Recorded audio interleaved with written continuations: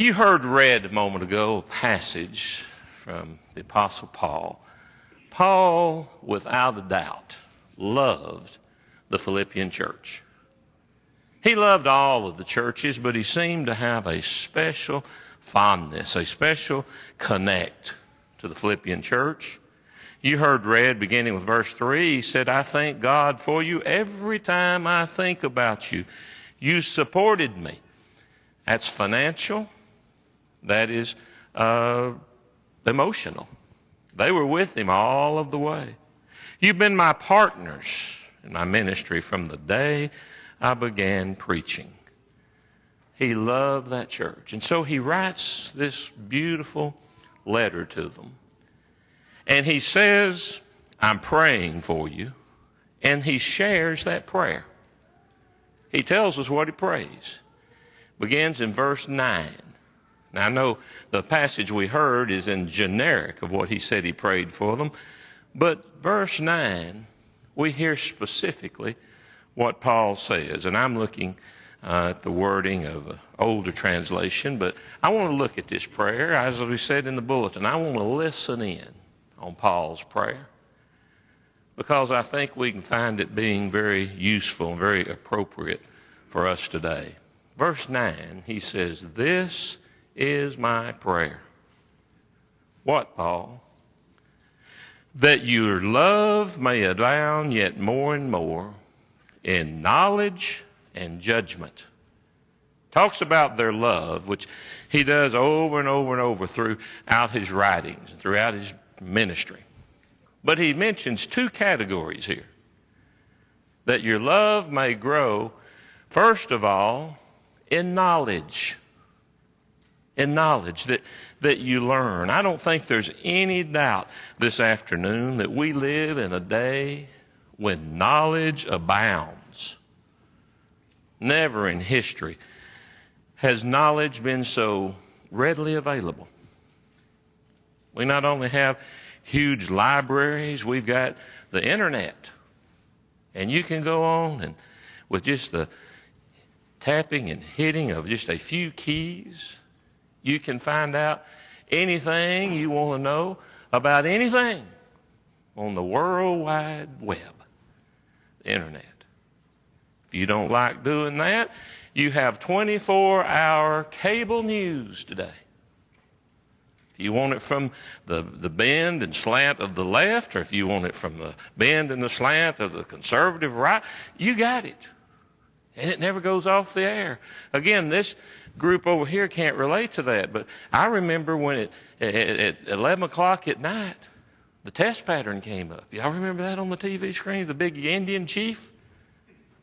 And it's done. They played the Pledge of Allegiance, and it was done till the next morning. Never goes off the air. 24-hour cable news. Knowledge abounds. We live in a sea. We float in a sea of information. And we get to the point where we think we know it all. Now, we don't always. Spencer just graduated, and we've talked about that and read about that. He got that summa cum laude or magna cum laude, or one of them. I was telling his granddad, I got that Lordy Mercy when I came across, you know. But graduation, heard the story one time, the class was graduating. And there was one in their class that he hadn't made the grades. He wasn't going to get to graduate. So when they got to the night of graduation, the whole senior graduating class yelled out in unison to the president of the university. They said, let Joe graduate. Let Joe graduate. We want Joe to graduate with us. So the president heard all that, and he got up and said, I'll tell you what we're going to do. We're going to give Joe one more chance. And said, Joe, you listen carefully. I'm going to ask you one question. If you get it right, we're going to let you graduate. We're going to let you walk the stage with everybody else. He said, Joe, if I gave you 10 oranges in this sack, and you set it on the table, and I gave you 10 more oranges in another sack, and you set it next to it, Joe, how many oranges would you have? He said, now think carefully. Everybody sat and waited for Joe, and he said, 10 oranges in this sack and 10 oranges in this sack.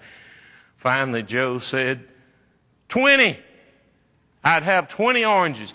And as soon as he said that, the graduating class yelled out in unison, give Joe another chance. Give him another chance. After setting all that up, I stuttered and messed up the punchline there. Worse than Joe.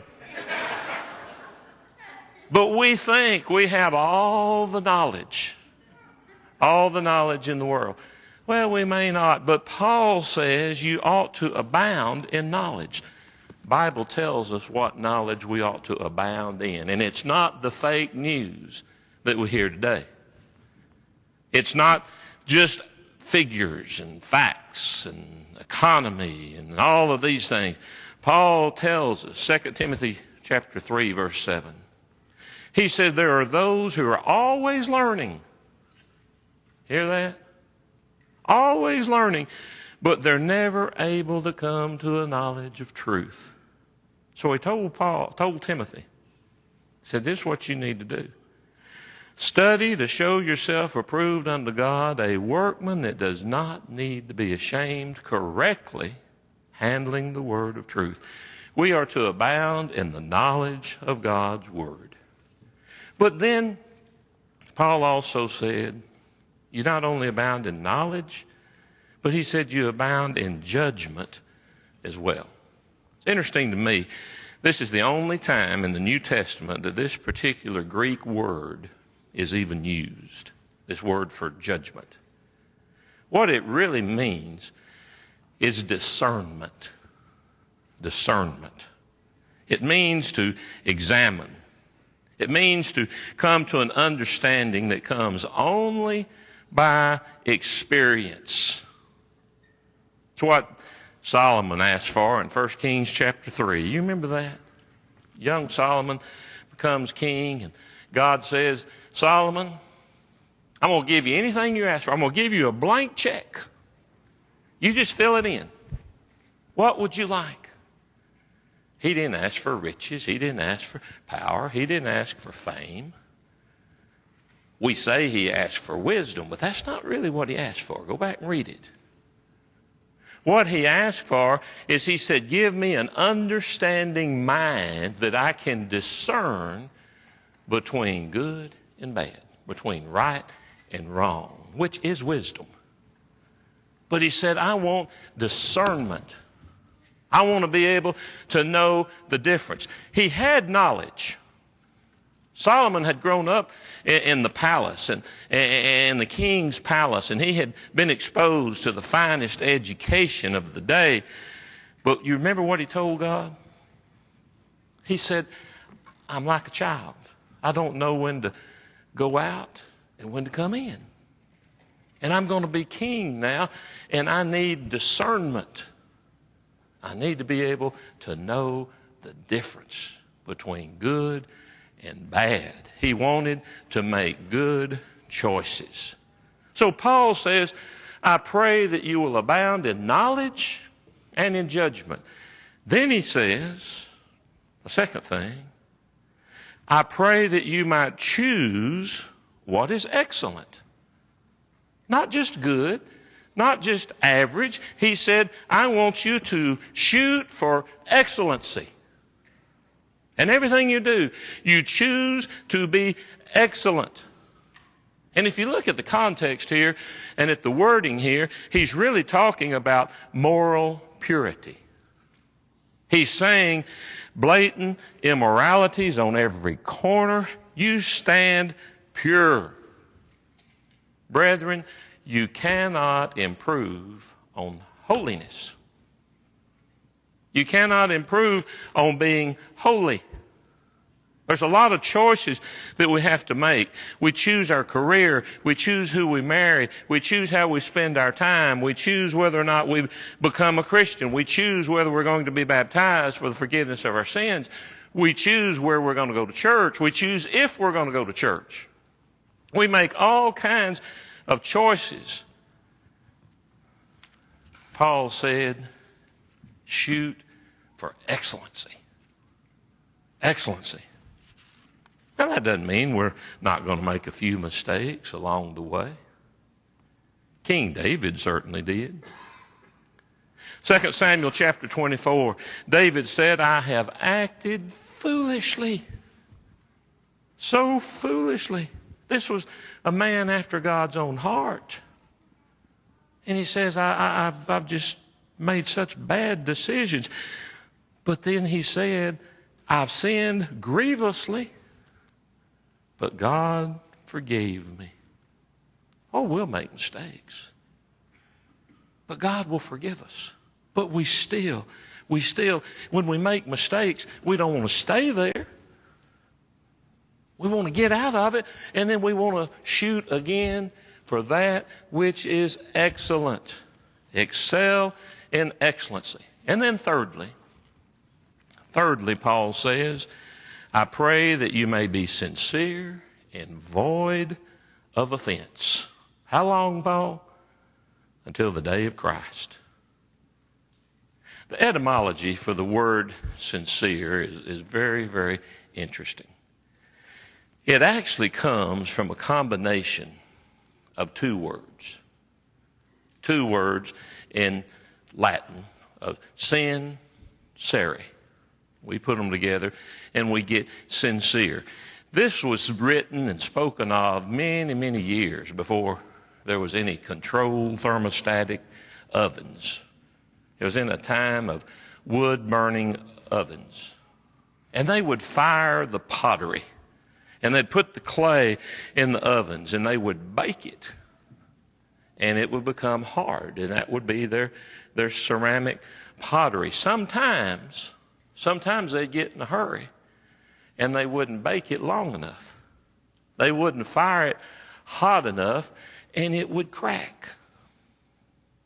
And when it would crack, they learned they could take wax and fill in the crack and pop it back in the oven and fire it a little bit longer, and they could hide it, and they could sell the second-rate merchandise along with the first-grade merchandise in the marketplace. And it was hard to compete with the first-quality stuff when you had all this second-rate stuff on the same shelf with it. So they came up with a system. And what they did, that which had not cracked but was done perfectly the first time, they would stamp on it or write on it, sincere, without wax. That's what the word means. Without wax. What it means is, it is what it says it is.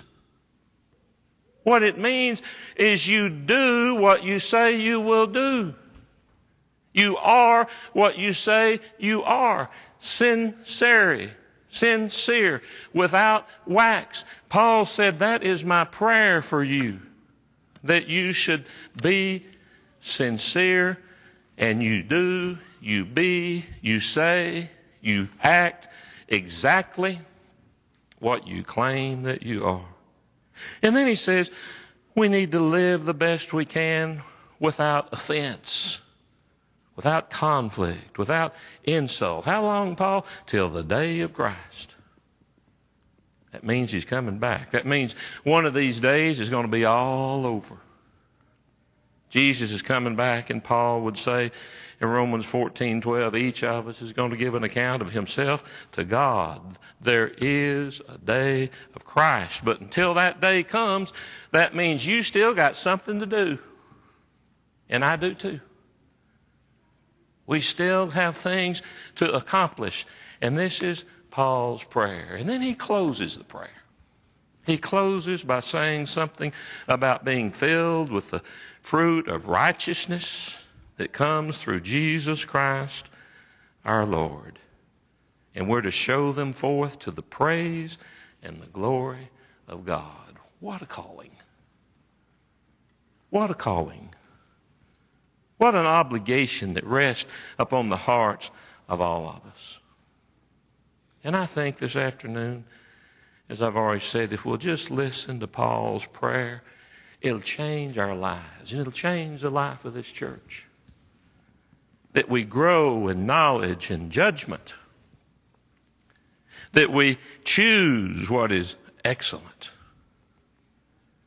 that we live a life that is void of offense, that's sincere, all to the praise and the glory of our eternal God. May God in patience bless each of us in this wonderful endeavor.